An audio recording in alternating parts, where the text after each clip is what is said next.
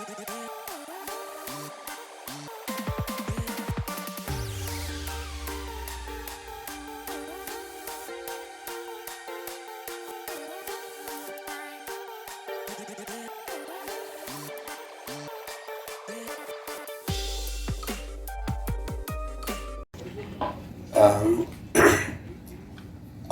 வந்து சும்மா ஃப்ரேம் வச்சாலே ஒரு ஒரு அழகாக இருக்கிற அழகுனா ஒரு அந்த உள்ளே இருக்க தன்மை, ஒரு சென்சிபிளாக இருக்கிற ஒரு அருமையான நண்பர். எல்லா ஆக்டருக்கும் அந்த மாதிரி நம்ம ஷார்ட் வச்சிருக்க முடியாது. நிறைய இன்புட்ஸ் கொடுத்து அவங்களுக்கு என்ன வேணும், இந்த சீன் என்ன, அதெல்லாம் சொல்லி தான் நம்ம ஒரு விஷயம் வாங்க முடியும். ஆனால் ஆரி வந்து ஃப்ரம் டே ஒன் நான் பார்த்துட்டே இருக்கேன். அவன் சும்மா உட்காந்துருந்தாலே வந்து அந்த ஃப்ரேம் வந்து பயங்கர ஒரு கனம் வந்துடும். எனக்கு ரொம்ப பிடிக்கும் ஆரியை. ஆரிக்கும் எனக்கும் வந்து ஒரு 20 years நட்பு இருக்குது. இப்போ சேரன் சாரும் நானும் உட்காந்து பேசிகிட்டு இருக்கும்போது அது பரத் வேறு பக்கத்தில் உட்காந்துருந்தாரு. அழகாக இருக்கிற பயமாக இருக்கிறது காம்பினேஷன் அப்படின்னு சொல்லி சேரன் சாருக்கு இன்னும் அந்த பயம் போல.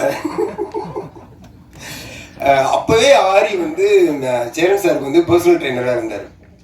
இப்போ வந்து ChatGPT இந்த கூகுள் இதெல்லாம் வந்ததுக்கப்புறம் நம்ம ஃபாலோ பண்ணுற நிறைய ஹெல்த் டிப்ஸ் வந்து அப்போ அவன் எங்கேருந்து எடுத்தானே தெரியாது. அவன் நிறைய விஷயம் சொல்லுவான். வாட்டர் பாட்டில் வந்து ப்ளூ பேப்பர் சுற்றி மாடியில் வச்சு தண்ணி கொடுப்பான். என்னெல்லாமோ பண்ணி அந்த ஆட்டோகிராஃப்க்கு வந்து சேரன் சார் ஒவ்வொரு கதைக்கும் ஒவ்வொரு போர்ஷனுக்கும் வந்து வேறு வேறு ஆளாக மாற்றினது வந்து ஆரியோட பெரும்பங்கு இருக்குது.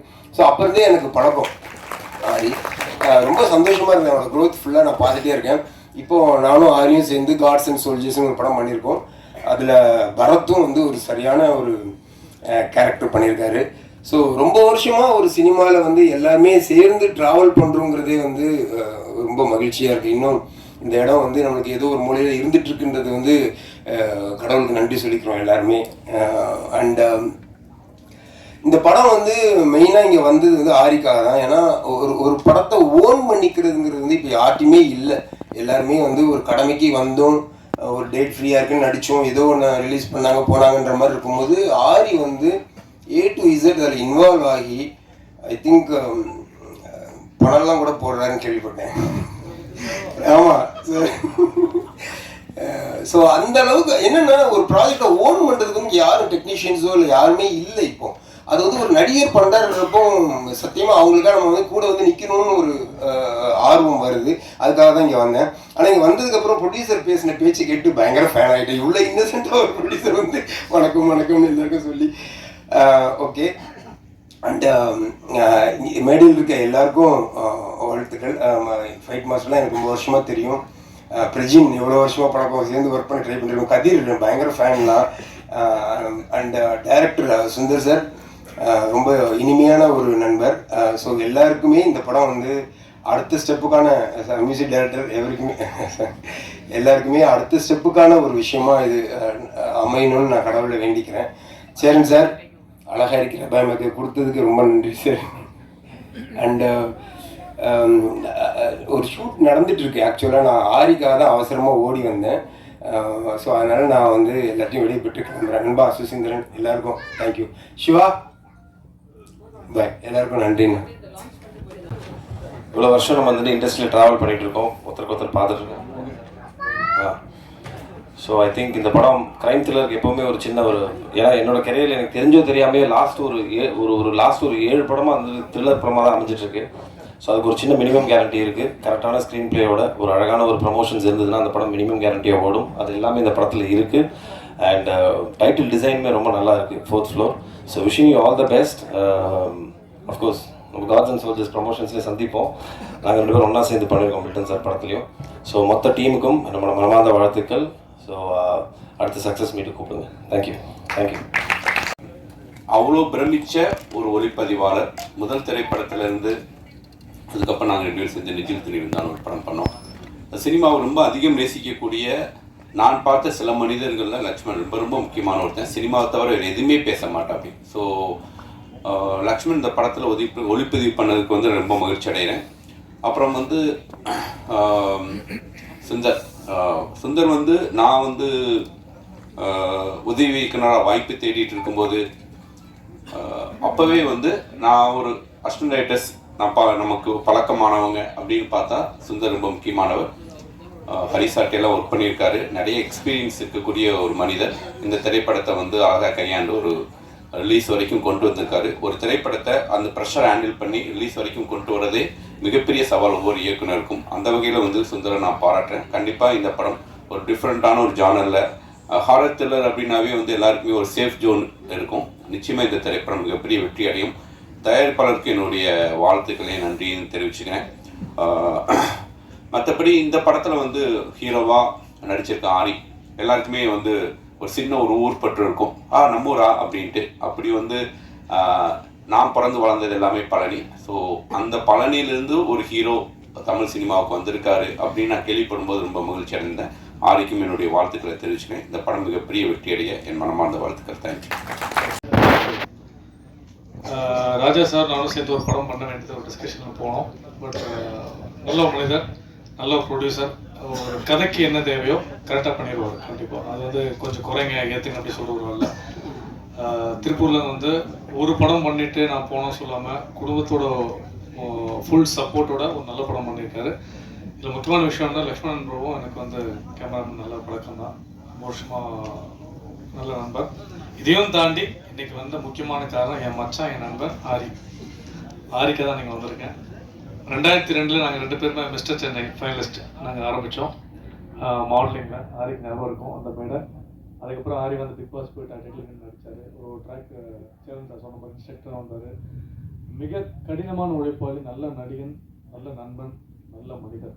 எந்த ஒரு ஈகோ இல்லாமல் யார் என்ன ஹெல்ப்பு கேட்டாலும் இறங்கி தான் படம் இல்லாமல் மற்ற படத்துக்கும் போய் எந்த ஒரு விஷயமும் பேசுவார். சமீபத்தில் கூட நாங்கள் வந்து பிக் பாஸ் நான் போனது கூட ஒரு பிரச்சனை வந்துட்டப்போ ஒரு விஷயமா பேசினோம். இல்லை மச்சாங்க உள்ளே போகணும், எனக்கு ஃபோன் பண்ணிக்கலாம்ல.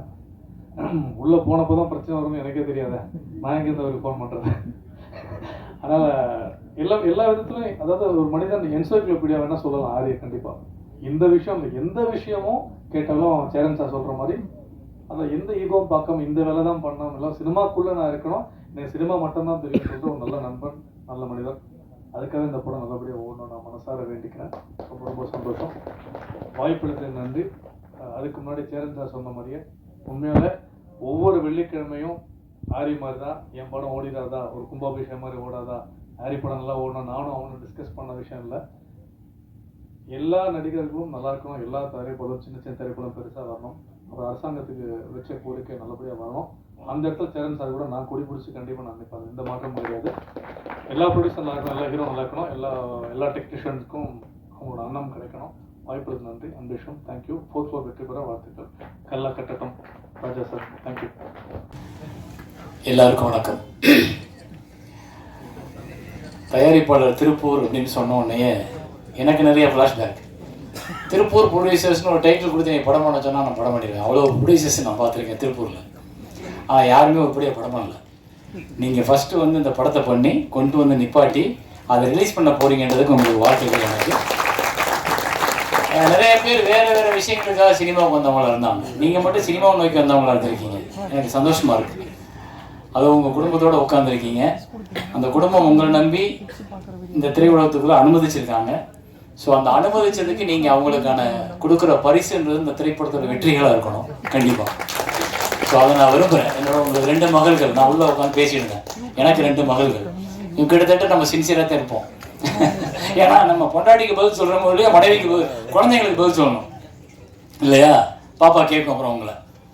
ஸோ ஃபஸ்ட்டு உங்களுக்கு கங்க்ராட்ஸ். நீங்கள் நல்லா பண்ணுங்க தம்பி.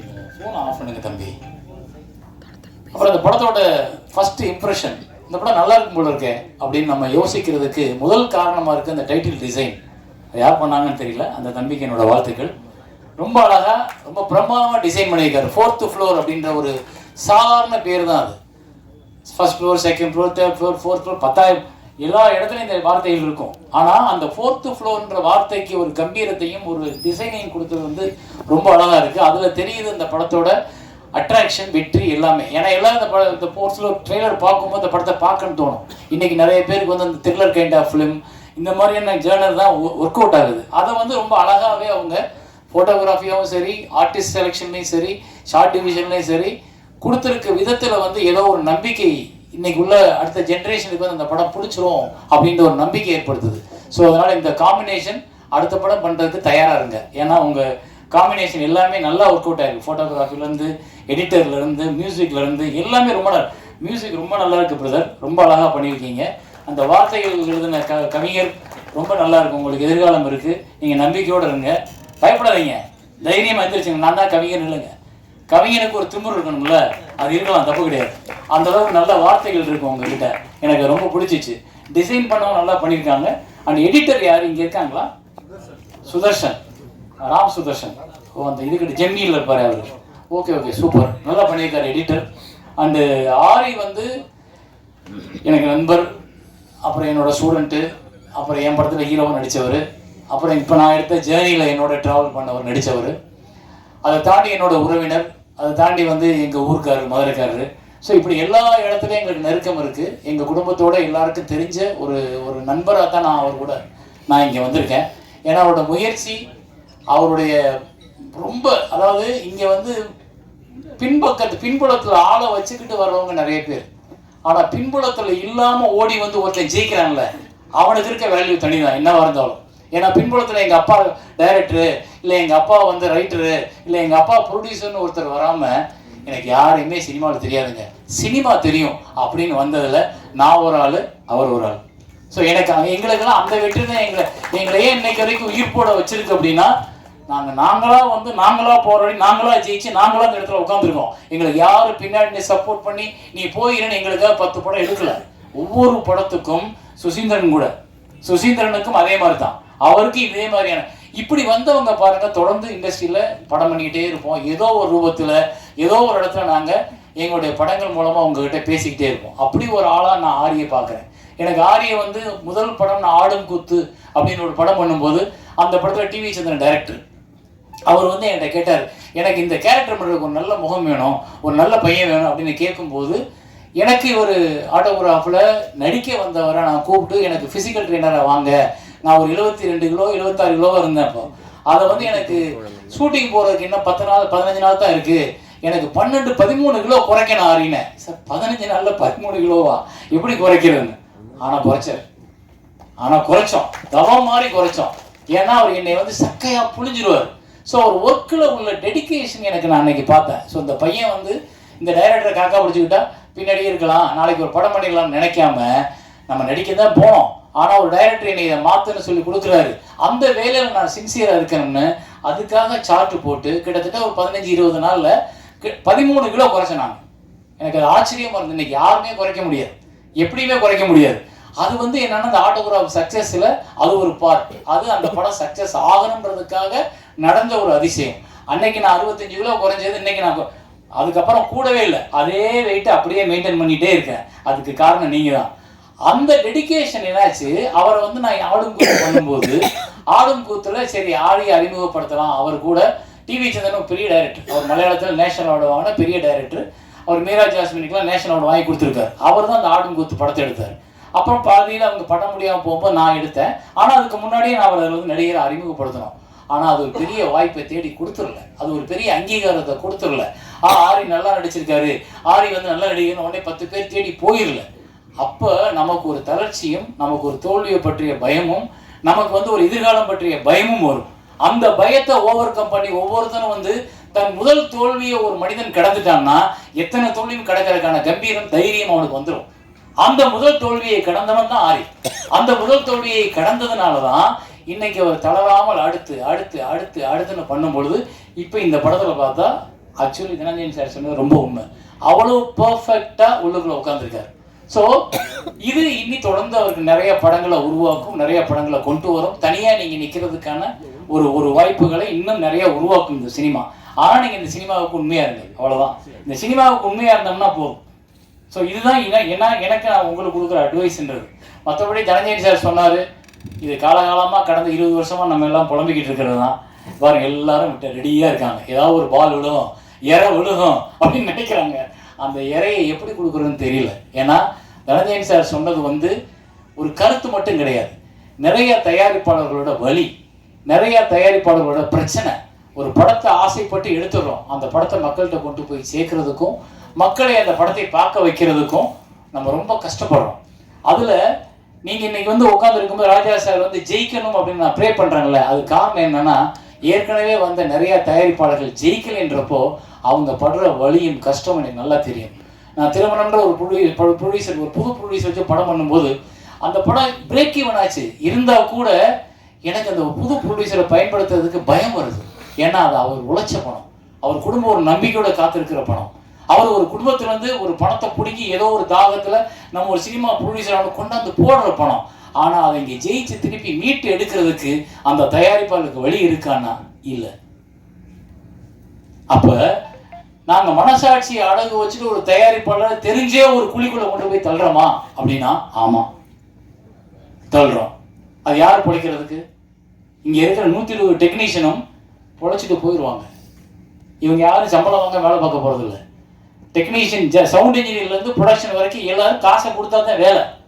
ஆனால் அது எல்லாத்தையும் ஒரு ப்ரொடியூசர் திரும்ப வரும்ன்ற கனவுல கொண்டு வந்து போடும்போது எல்லாம் வாங்கிட்டு முடிச்சுட்டு நன்றி சார் நன்றி சார்ட்டு போயிடும்.